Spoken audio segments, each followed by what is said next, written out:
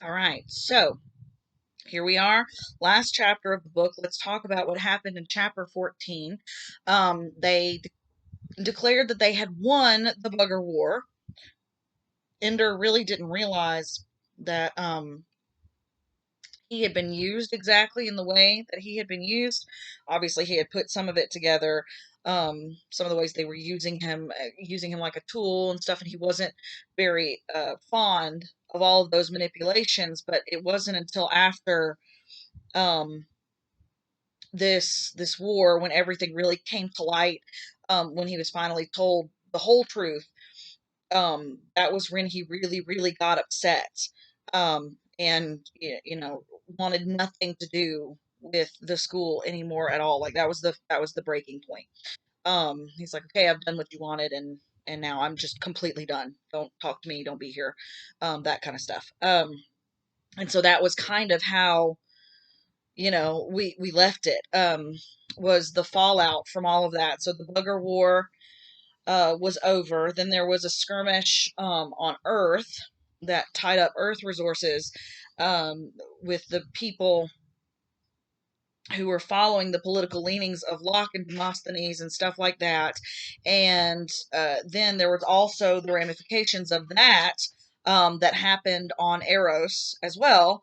And so all three of these, major skirmishes ended up being resolved right about the time that Ender really came back fully to consciousness, and he was able to reunite with his squadron leaders, his friends from battle school, um, and talk with them and find out current events from them. So that was where we left them. So here we are on chapter 15, Speaker for the Dead, the end of the story. All right. The lake was still. There was no breeze. The two men sat together in chairs on the floating dock. A small wooden raft was tied up at the dock.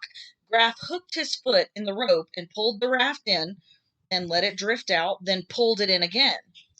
You've lost weight. One kind of stress puts it on, another takes it off. I am a creature of chemicals. It must have been hard. Graf shrugged. Not really. I knew I'd be acquitted. Some of us weren't so sure. People were crazy for a while there. Mistreatment of children, negligent homicide. Those videos of Bonso's and Stilson's deaths were pretty gruesome. To watch one child do that to another. As much as anything, I think the videos saved me. The prosecution edited them, but we showed the whole thing. It was plain that Ender was not the provocateur, the one who started it, the provocateur. After that, it was just a second guessing game. I said I did what I believed was necessary for the preservation of the human race, and it worked.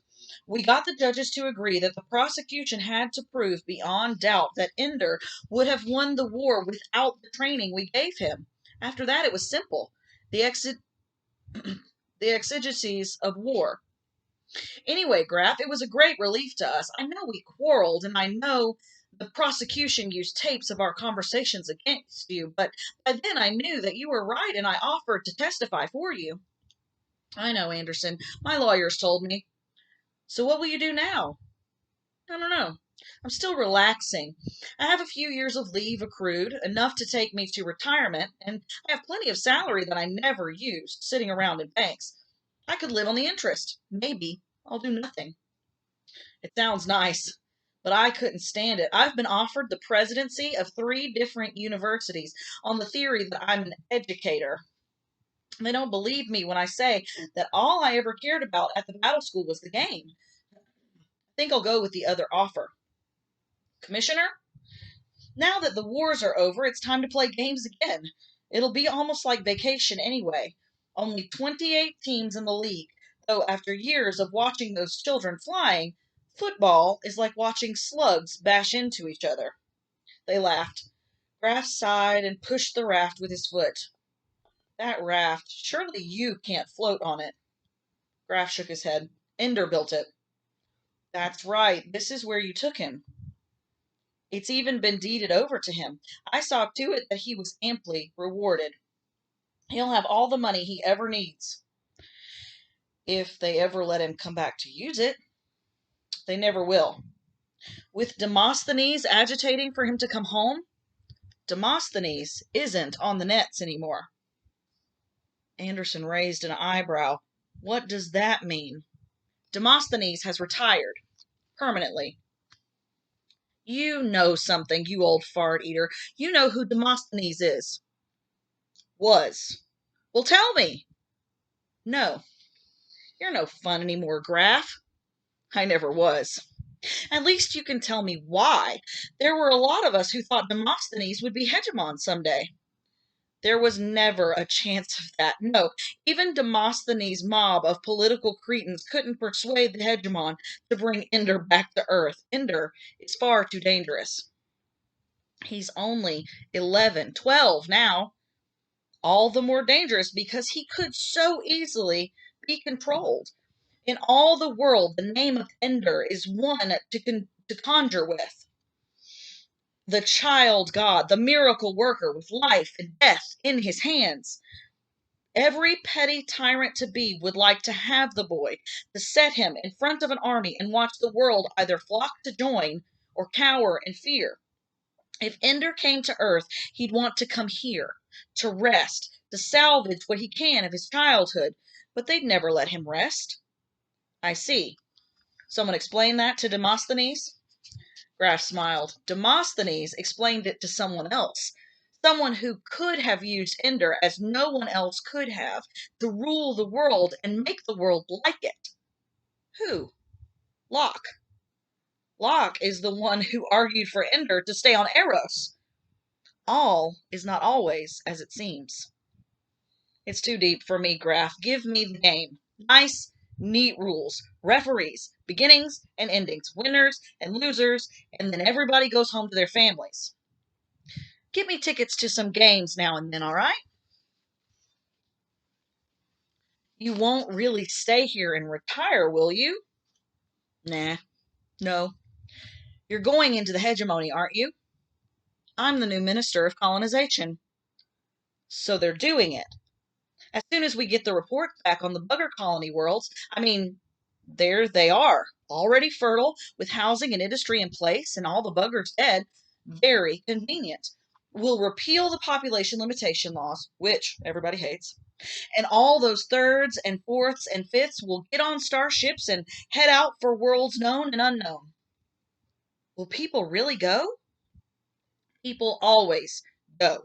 Always. They always believe they can make a better life than in the old world. You know what? Maybe they can. At first, Ender believed that they would bring him back to Earth. At first, Ender believed that they would bring him back to Earth as soon as things quieted down. But things were quiet now, had been quiet for a year, and it was plain to him now that they would not bring him back at all. That he was much more useful as a name and a story than he would ever be as an inconvenient flesh and blood person. And there was the matter of the court-martial on the crimes of Colonel Graf.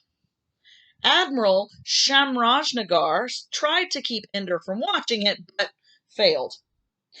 Ender had been awarded the rank of admiral, too, and this was one of the few times he asserted the privileges the rank implied. So he watched the videos of the fights with Stilson and Bonso, watched as the photographs of the corpses were displayed, listened as the psychologists and lawyers argued whether murder had been committed or the killing was in self-defense. Ender had his own opinion, but nobody asked him. No one asked him. Throughout the trial, it was really Ender himself under attack. The prosecution was too clever to charge him directly, but there were attempts to make him look sick, perverted, criminally insane. Never mind, said Mazer Rackham. The politicians are afraid of you, but they can't destroy your reputation yet. That won't be done until the historians get at you in 30 years. Ender didn't care about his reputation. He watched the videos impassively, but in fact, he was amused. In battle, I killed 10 billion buggers whose queens, at least, were as alive and wise as any man, who had not even launched a third attack against us, and no one thinks to call it a crime. All his crimes weighed heavy on him, the deaths of Stilson and Bonso no heavier and no lighter than the rest. And so, with that burden, he waited through the empty months until the world that he had saved decided he could come home. One by one, his friends reluctantly left him, called home to their families to be received with heroes' welcomes in hometowns they barely remembered. Ender watched the videos of their homecomings and was touched when they spent much of their time praising Ender Wiggin, who taught them everything, they said, who taught them and led them into victory. But if they called for him to be brought home, the words were censored from the videos and no one heard the plea. For a time, the only work in Eros was cleaning up after the Bloody League War and receiving the reports of the starships, once warships, that were now exploring the Bugger colony worlds. But now Eros was busier than ever, more crowded than it had ever been during the war, as colonists were brought here to prepare for their voyages to the empty Bugger worlds. Ender took part in the work as much as they would let him. It did not occur to them that this 12-year-old boy might be as gifted at peace as he was at war. But he was patient with their tendency to ignore him and learned to make his proposals and suggest his plans through the few adults who listened to him and let them present them as their own. He was concerned not about getting credit, but about getting the job done. Sorry, readjust. All right. The one thing he could not bear was the worship of the colonists. He learned to avoid the tunnels where they lived because they would always recognize him. The world had memorized his face. And then they would scream and shout and embrace him and congratulate him and show him the children they had named after him and tell him how he was so young it broke their hearts, and they didn't blame him for any of his murders because it wasn't his fault. He was just a child. He hid from them as best he could. There was one colonist, though, he couldn't hide from. He wasn't inside Eros that day. He had gone up with the shuttle to the new ISL, where he had been learning to do surface work on the starships. It was unbecoming to an officer to do mechanical labor, Shamrajnagar told him, but Ender answered that since the trade he had mastered wasn't much called for now, it was about time he learned another skill. They spoke to him through his helmet radio and told him that someone was waiting to see him as soon as he could come in. Ender couldn't think of anyone he wanted to see, and so he didn't hurry. He finished installing the shield for the ship's Ansible, and then hooked his way across the face of the ship and pulled himself up into the airlock. She was waiting for him outside the changing room. For a moment he was annoyed that they would let a colonist come to bother him here, where he came to be alone. Then he looked again and realized that if the young woman were a little girl, he would know her. "Valentine," he said. "Hi, Ender. What are you doing here?" "Demosthenes retired. Now I'm going with the first colony." "It's 50 years to get there. Only 2 years if you're aboard the ship." "But if you ever came back, everybody you knew on Earth would be dead. That was what I had in mind. I was hoping, though, that someone I knew on Eros might come with me. I don't want to go to a world we stole from the Buggers. I just want to go home." "Ender, you're never going back to Earth. I saw to that before I left." He looked at her in silence. "I tell you that now so that if you want to hate me, you can hate me from the beginning." They went to Ender's tiny compartment in the ISL, and she explained. Peter wanted Ender back on Earth under the protection of the Hegemon's Council. The way things are right now, Ender. There we go. The way things are right now, Ender, that would put you effectively under Peter's control, since half the council now does just what Peter wants. The ones that aren't Locke's lapdogs are under his thumb in other ways. Do they know who he really is? Yes. He isn't publicly known, but people in high places know him. It doesn't matter anymore. He has too much power for them to worry about his age. He's done incredible things, Ender. I noticed the treaty a year ago was named for Locke. That was his breakthrough. He proposed it through his friends from the public policy nets. And then Demosthenes got behind it too. It was the moment he had been waiting for to use Demosthenes' influence with the mob and Locke's influence with the intelligentsia to accomplish something noteworthy. It forestalled a really vicious war that could have lasted for decades. He decided to be a statesman? I think so. But in his cynical moments, of which there are many, he pointed out to me that if he had allowed the League to fall apart completely, he'd have had to conquer the world piece by piece. As long as the hegemony existed, he could do it in one lump. Ender nodded. That's the Peter that I knew. Funny, isn't it? That Peter would save millions of lives, while I killed billions. I wasn't going to say that. So he wanted to use me? He had plans for you, Ender. He would publicly reveal himself when you arrived, going to meet you in front of all the videos. Ender Wiggins' older brother, who also happened to be the great Locke, the architect of peace, standing next to you, he would look quite mature. And the physical resemblance between you is stronger than ever. It would be quite simple for him then to take over. Why did you stop him? Ender, you wouldn't be happy spending the rest of your life as Peter's pawn. Why not? I spent my life as someone's pawn. Me too. I showed Peter all the evidence that I had assembled, enough to prove in the eyes of the public that he was a psychotic killer. It included full-color pictures of tortured squirrels and some of the monitor videos of the way he treated you. It took some work to get it all together, but by the time he saw it, he was willing to give me what I wanted. What I wanted was your freedom and mine. It's not my idea of freedom to go live in the house of the people that I killed. Ender, what's done is done. Their worlds are empty now, and ours is full. And we can take with us what their worlds have never known, cities full of people who live private, individual lives, who love and hate each other for their own reasons. In all the bugger worlds, there was never more than a single story to be told. When we're there, the world will be full of stories and will improvise their endings day by day. Ender, Earth belongs to Peter. And if you don't go with me now, he'll have you there and use you up until you wish you'd never been born. Now is the only chance you'll get to get away. Ender said nothing. I know what you're thinking, Ender. You're thinking that I'm trying to control you just as much as Peter or Graf or any of the others. It crossed my mind. Welcome to the human race. Nobody controls his own life, Ender. The best you can do is choose to fill the roles given you by good people, by people who love you. I didn't come here because I wanted to be a colonist. I came because I've spent my whole life in the company of the brother that I hated.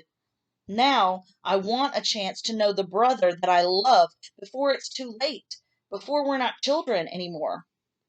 It's already too late for that. You're wrong, Ender. You think you're grown up and tired and jaded with everything, but in your heart, you're just as much a kid as I am.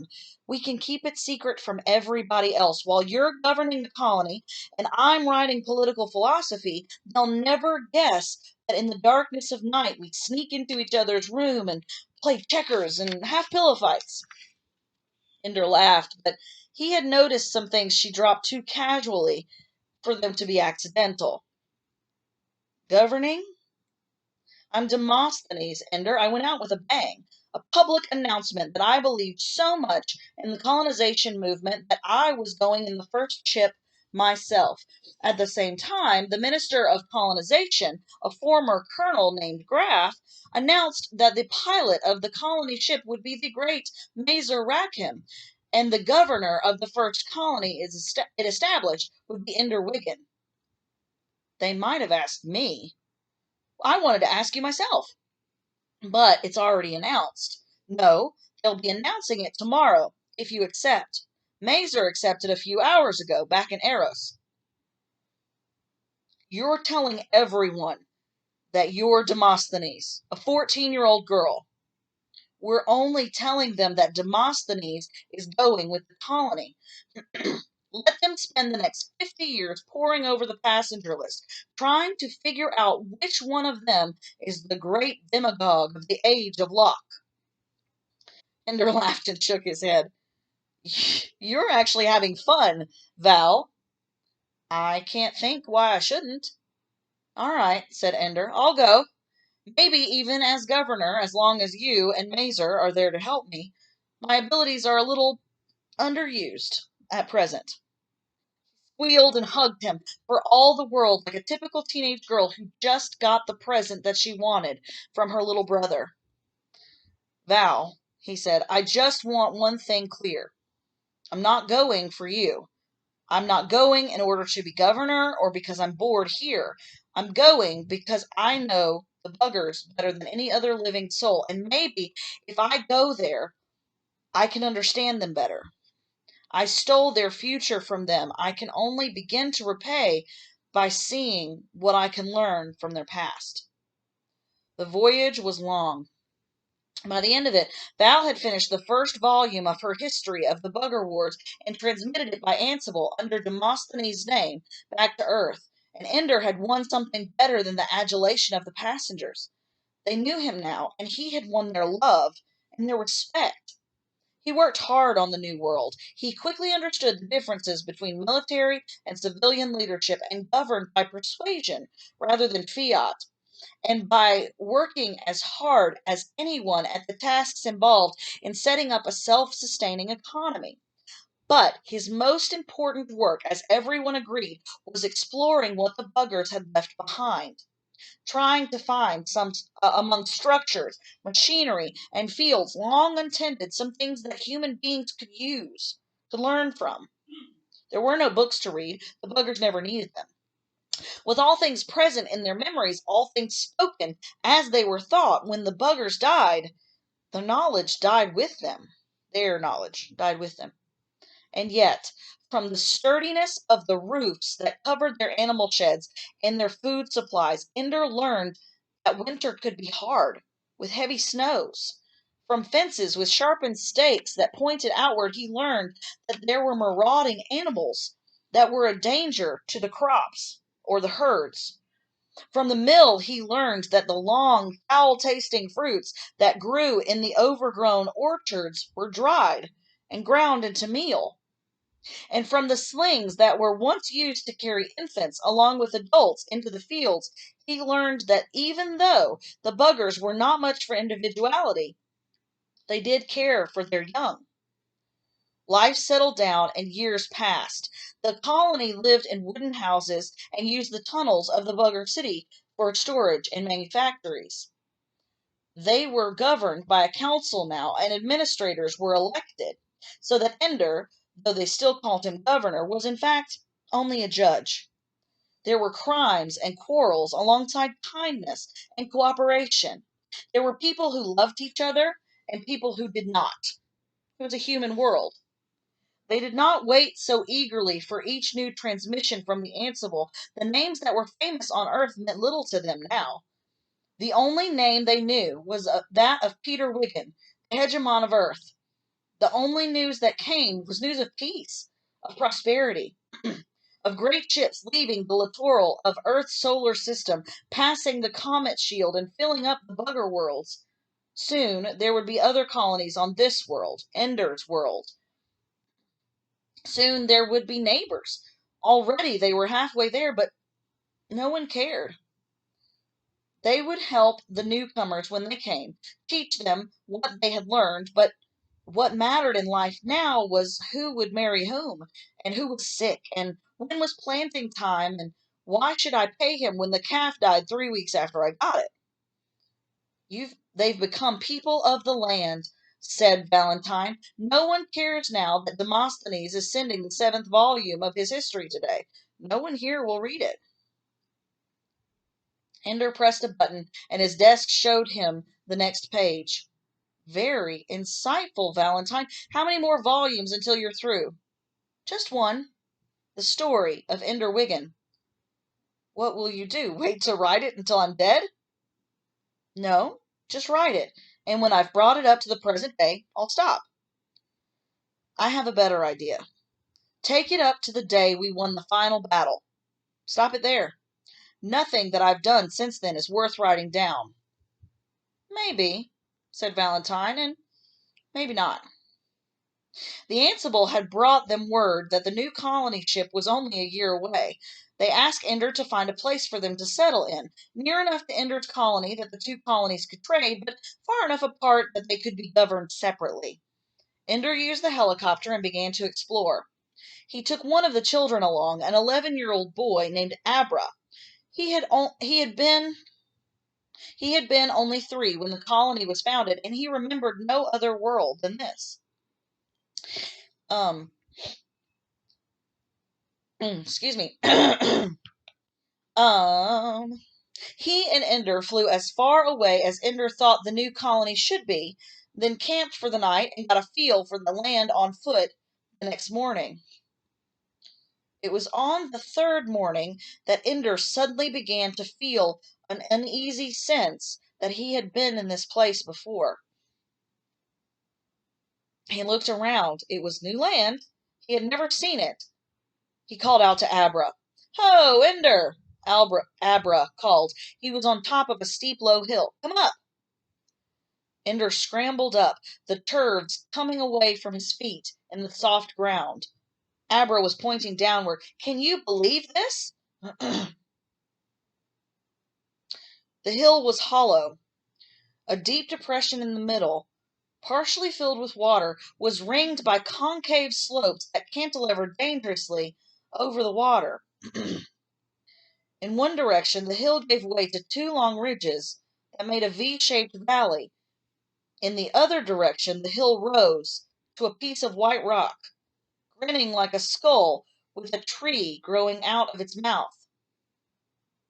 "It's like a giant died here," said Abra, "and the earth grew up to cover his carcass." Now Ender knew why it had looked familiar. The giant's corpse. He had played here too many times as a child not to know this place, but it was not possible. The computer in the battle school could not possibly have seen this place. He looked through his binoculars in a direction he knew well, fearing and hoping that he would see what belonged in that place.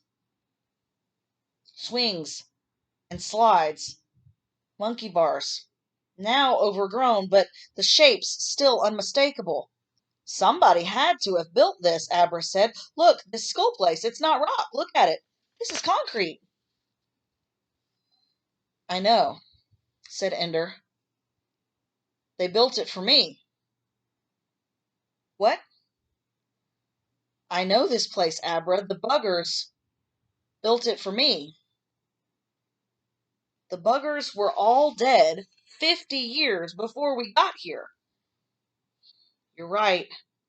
It's impossible, but I know what I know. Abra, I shouldn't take you with me. It might be dangerous. If they knew me well enough to build this place, they might be planning to get even with you for killing them. So don't go, Ender. Don't do what they want you to do. If they want to get revenge, Abra, I don't mind. But perhaps they don't. Perhaps this is the closest they could come to talking, to writing me a note. They didn't know how to read and write. Maybe they were learning when they died. Well, I'm sure not sticking around here if you're taking off somewhere. I'm going with you. No, you are too young to take the risk of, come on, you're Ender Wiggin. Don't tell me what 11-year-old kids can do." Together, they flew in the copter, over the playground, over the woods, over the well, and the forest clearing. Then out to where there was, indeed, a cliff, with a cave in the cliff wall and a ledge right where the end of the world should be. And there, in the distance, just where it should be in the fantasy game, was the castle tower. He left Abra with the copter. "Don't come after me, and go home in an hour if I don't come back. Eat it, Ender. I'm coming with you. Eat it yourself, Abra, or I'll stuff you with mud. Abra could tell, despite Ender's joking tone, that he meant it, and so he stayed. Walls of the tower were notched and ledged for easy climbing. They meant him to get in. The room was as it had always been.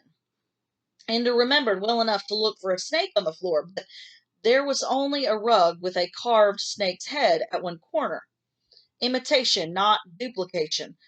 For people who made no art, they had done well. They must have dragged these images from Ender's own mind, finding him and learning his darkest dreams across the light years.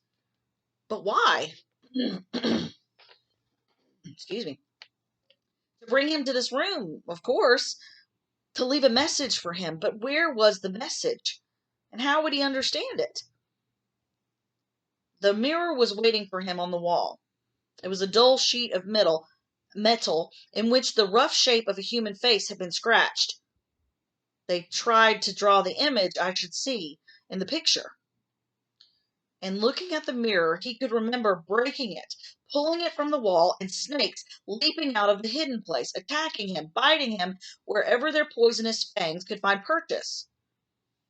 How well do they know me, wondered Ender. Well enough to know how often I have thought of death, to know that I'm not afraid of it? Well enough to know that even if I feared death, it would not stop me from taking that mirror from the wall? He walked to the mirror, lifted, pulled away. Nothing jumped from the space behind it. Instead, in a hollowed-out place, there was a white ball of silk, with a few frayed strands sticking out here and there. An egg? No, the pupa of a queen bugger, already fertilized by the larval males, ready, out of her own body, to hatch 100,000 buggers, including a few queens and males. Ender could see in his mind the slug-like males clinging to the walls of a dark tunnel, and the large adults carrying the infant queen to the mating room, each male in turn fertilizing the larval queen and dying, dropping to the tunnel floor and shriveling. Then the new queen was laid before the old, a magnificent creature clad in soft and shimmering wings which had long since lost the power of flight, but still contained the power of majesty. The old queen kissed her to sleep with the gentle poison in her lips, then wrapped her in threads from her belly, and commanded her to become herself, to become a new city, a new world, to give birth to many queens and many worlds. How do I know this? Thought Ender. How can I see these things like memories in my own mind? As if in answer, he saw the first of all his battles with the bugger fleets. He had seen it before on the simulator. Now he saw it as the Hive Queen saw it, through many different eyes. The buggers formed their globe of ships, and then the terrible fighters came out of the darkness, and the little doctor destroyed them in a blaze of light. He felt then what the Hive Queen felt, watching through her workers' eyes as death came to them, too quickly to avoid, but not too quickly to be anticipated. There was no memory of pain or fear, though. What the Hive Queen felt was sadness, a sense of resignation. She had not thought these words as she saw the humans coming to kill, but it was in words that Ender understood her. The humans did not forgive us, she thought. We will surely die. How can you live again? He asked. The queen, in her silken cocoon, had no words to give back, but when he closed his eyes and tried to remember, instead of memory came new images. Putting the cocoon in a cool place, a dark place, but with water, so she wasn't dry, so that certain reactions could take place in the cocoon. Then, time. Days and weeks for the pupa inside to change. And then, when the cocoon had changed to a dusty brown color, Ender saw himself splitting open the cocoon and helping the small and fragile queen emerge. He saw himself taking her by the forelimb and helping her walk from her birth water to a nesting place soft with dried leaves on sand. Then I am alive, came the thought in his mind. Then I am awake. Then I make my 10,000 children. No, said Ender, I can't. Anguish. Your children are the monsters of our nightmares now. If I awoke you, we would only kill you again. There flashed through his mind a dozen images of human beings being killed by buggers, but with the image came a grief so powerful he could not bear it, and he wept their tears for them. If you could make them feel as you can make me feel, then perhaps they could forgive you. Only me, he realized. They found me through the Ansible, followed it, and dwelt in my mind. In the agony of my tortured dreams, they came to know me. Even as I spent my days destroying them, they found my fear of them, and found also that I had no knowledge I was killing them. In the few weeks they had, they built this place for me, and the giant's corpse, and the playground, and the ledge at the end of the world, so I would find this place by the evidence of my eyes. I am the only one they know, and so they can only talk to me, and through me. We are like you, the thought pressed into his mind. We did not mean to murder, and when we understood, we never came again. We thought we were the only thinking beings in the universe until we met you, but never did we dream that thought could arise from the lonely animals who cannot dream each other's dreams. How were we to know? We could live with you in peace. Believe us, believe us, believe us. He reached into the cavity and took out the cocoon. It was astonishingly light to hold all the hope and future of a great race within it. I'll carry you, said Ender. I'll go from world to world until I find a time and a place where you can come awake in safety. And I'll tell your story to my people so that perhaps in time they can forgive you too, the way that you've forgiven me. He wrapped the queen's cocoon in his jacket and carried her from the tower. What was in there? Asked Abra. The answer, said Ender. To what? My question. And that was all he said of the matter. They searched for 5 more days and chose a site for the colony far to the east and south of the tower. Weeks later, he came to Valentine and told her to read something he'd written. She pulled the file he named from the ship's computer and read it. It was written as if the Hive Queen spoke, telling all that they had meant to do and all that they had done. Here are our failures, and here is our greatness. We did not mean to hurt you, and we forgive you for our death. From their earliest awareness to the great wars that swept across their homeworld, Ender told the story quickly, as if it were an ancient memory. When he came to the tale of the Great Mother, the queen of all, who first learned to keep and teach the new queen instead of killing her or driving her away, then he lingered, telling how many times she had finally to destroy what? Telling Then he lingered, telling how many times she had finally to destroy the child of her body, the new self that was not herself, until she bore one who understood her quest for harmony. This was a new thing to the world, 2 queens that loved and helped each other instead of battling, and together they were stronger than any other hive. They prospered. They had more daughters who joined them in peace. It was the beginning of wisdom. If only we could have talked to you, the Hive Queen said in Ender's words. But since it could not be, we ask only this, that you remember us not as enemies, but as tragic sisters, changed into a foul shape by fate or God or evolution. If we had kissed, it would have been the miracle to make us human in each other's eyes. Instead, we killed each other. But still, we welcome you now as guest friends. Come into our home, daughters of earth. Dwell in our tunnels. Harvest our fields. What we cannot do, you are now our hands to do for us. Blossom, trees. Ripen, fields. Be warm for them, suns. Be fertile for them, planets. They are our adopted daughters, and they have come home.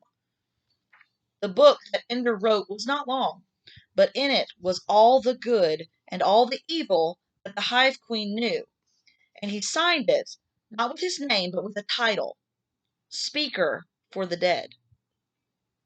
On Earth, the book was published quietly, and quietly it was passed from hand to hand until it was hard to believe that anyone on Earth might not have read it.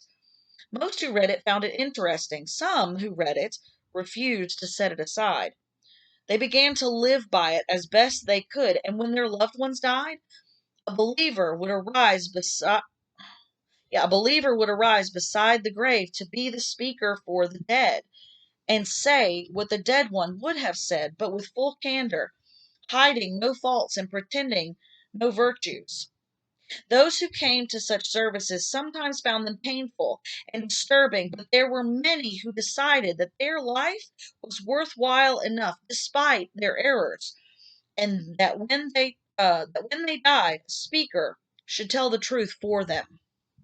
On earth, it remained a religion among many religions, but for those who traveled the great cave of space and lived their lives in the Hive Queen's tunnels and harvested the Hive Queen's fields, it was the only religion. There was no colony without its speaker for the dead. No one knew, and no one really wanted to know who was the original speaker. Ender was not inclined to tell them. When Valentine was 25 years old, she finished the last volume of her history of the Bugger Wars. She included at the end the complete text of Ender's little book, but did not say that Ender wrote it. By Ansible, she got an answer from the ancient hegemon, Peter Wiggin, 77 years old with a failing heart. I know who wrote it, he said. If he can speak for the Buggers, surely he can speak for me. Back and forth across the Ansible, Peter and Ender spoke, with Peter pouring out the story of his days and years, his crimes and his kindnesses.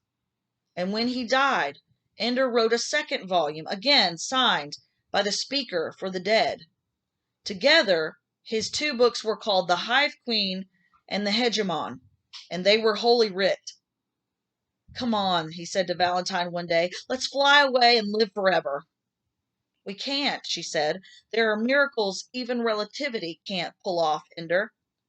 We have to go. I'm almost happy here. So stay. I've lived too long with pain. I won't know who I am without it. So they boarded a spaceship and went from world to world. Wherever they stopped, he was always Andrew Wiggin, itinerant speaker for the dead, and she was always Valentine, historian errant, writing down the stories of the living while Ender spoke the stories of the dead. And always Ender carried with him a dry white cocoon, looking for the world where the Hive Queen could awaken and thrive in peace. He looked for a long time. The end.